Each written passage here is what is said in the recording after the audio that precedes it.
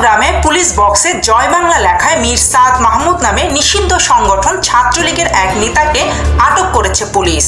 বুধবার ২৬ মার্চ কর্ণফুলী শাহ আমানত সেতু এলাকা থেকে তাকে আটক করা হয়। এখন বদ্দারহাট মোড়ে হাজারো মানুষের সামনে জয় বাংলা,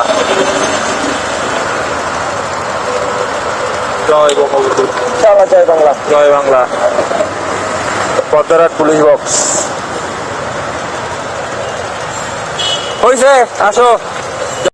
আটককৃত মীর সাদ সাতকানিয়া জাফর আহমেদ কলেজের ছাত্রলীগের কমিটির সদস্য ছিলেন।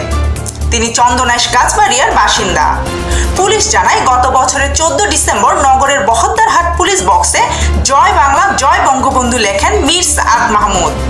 এছাড়া তিনি ছাত্রলীগের পক্ষ থেকে নগরের বিভিন্ন স্থানে ইফতার সামগ্রী বিলি ও নিজের ফেসবুকে বর্তমান সরকারের বিরুদ্ধে নানা অপপ্রচারও করে আসছেন।